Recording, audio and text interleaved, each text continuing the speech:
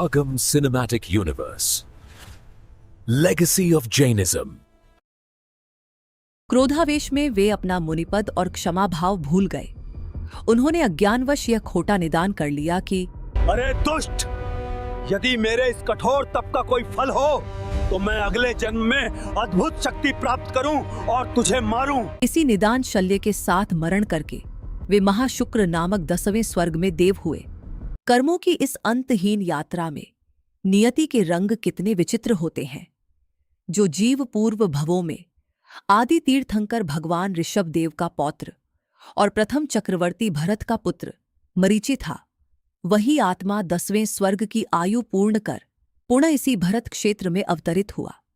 भगवान ऋषभ देव के ही द्वितीय पुत्र बाहुबली के पवित्र वंश में असंख्य पीढ़ियों के व्यतीत होने के पश्चात एक महान प्रतापी राजा हुए और इन्हीं महाराजा प्रजापति के आंगन में 11वें तीर्थंकर भगवान श्रेयांसनाथ के तीर्थकाल में इस जीव ने त्रिपृष्ठ के रूप में जन्म लिया, जो इस अवसर पिणी काल का प्रथम वासुदेव नारायण बना और उनके काका विशाखभूति का जीव भी इसी काल के प्रथम बलभद्र विजय के रूप में उत्पन्न हुआ।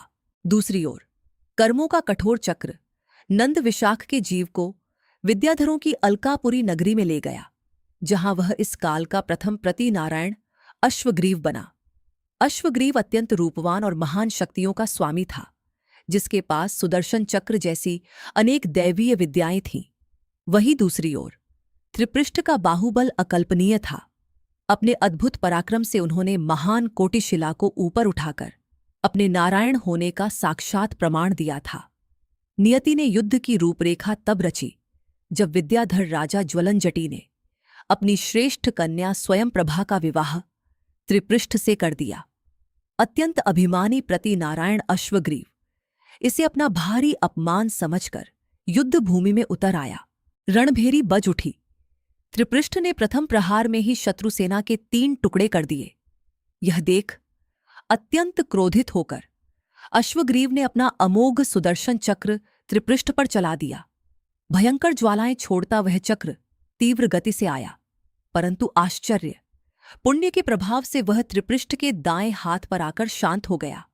तब त्रिपृष्ठ ने क्रोधावेश में उसी चक्र को वापस अश्वग्रीव पर चला दिया, जिसने जाते ही अश्वग्रीव की ग्रीवा को भेद दिया।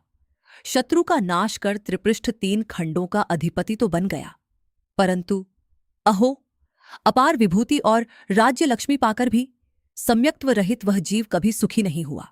भोग सामग्री में तल्लीन त्रिपृष्ठ जीवन भर अति आरंभ और परिग्रह के विषय समुद्र में डूबा रहा, जहां एक ओर उनके बड़े भाई विजय बलभद्र ने वैराग्य धारण कर केवल ज्ञान प्राप्त किया और मोक्ष पधारे, वहीं दूसरी ओर विषयों में तीव्र आसक्ति और रौद्र ध्यान के पाप फल से मृत्यु के पश्चात त्रिपृष्ठ का जीव सीधे 7वें नरक के घोर और महाभयानक दुखों में जा गिरा।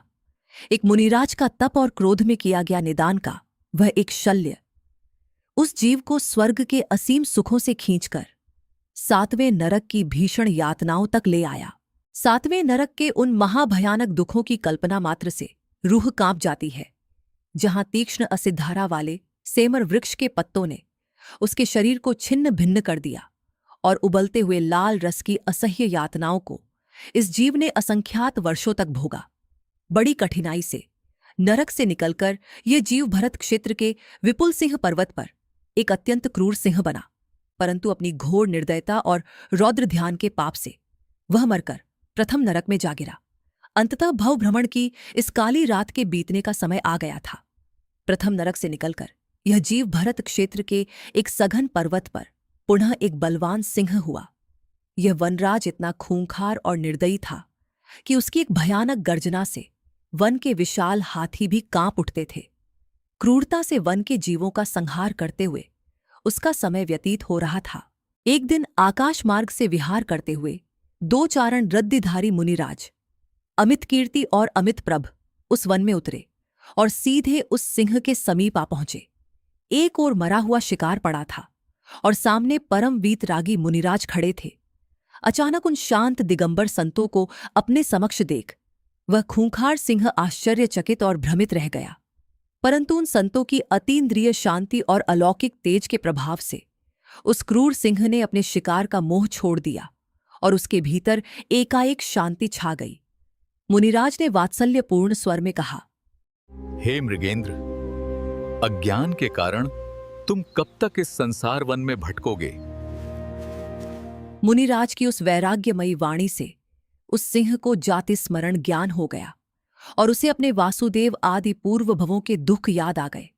तब मुनिराज ने कहा, हे भव्य, विदेह क्षेत्र में सीमंधर स्वामी के श्रीमुख से हमने सुना है कि तुम इसी भरत क्षेत्र में 24वें तीर्थंकर बनोगे।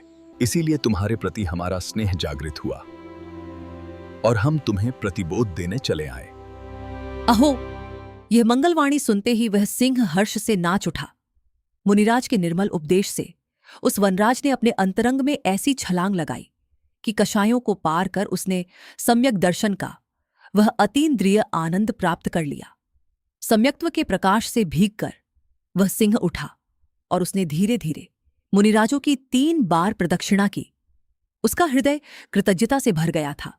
वह सोचने लगा, इन दिगंबर संतों ने मुझ पर जो महान उपकार किया है, मैं उनका यह ऋण कैसे चुकाऊंगा?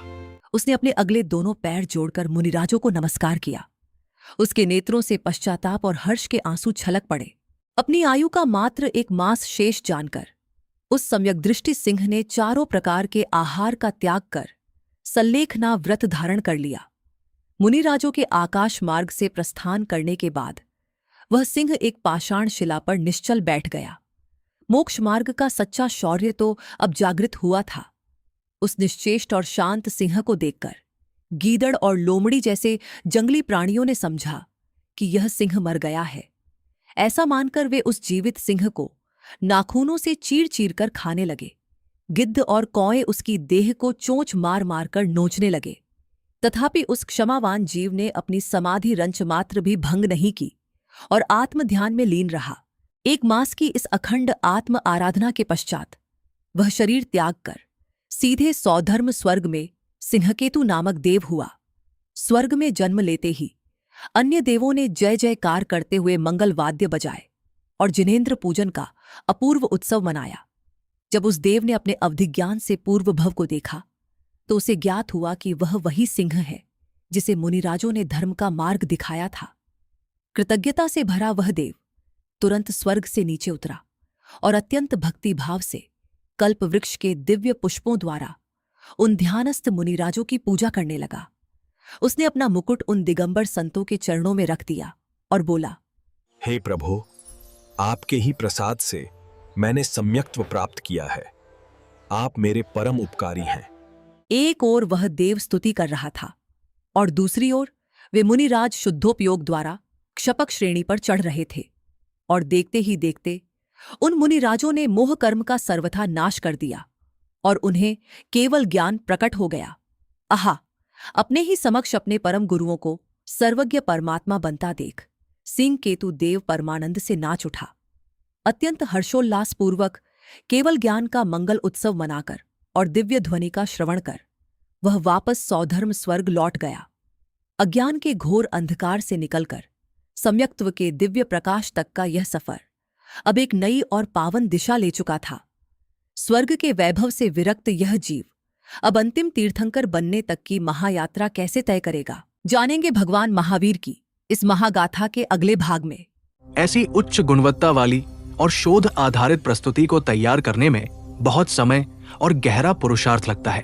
यदि आपको हमारा यह प्रयास सार्थक लगा हो और इसने आपके ज्ञान में वृद्धि की हो, तो कृपया इस वीडियो को लाइक करें और अपने परिवार तथा मित्रों के साथ इसे शेयर करें, ताकि हमारी गौरवशाली विरासत जन जन तक पहुंच सके।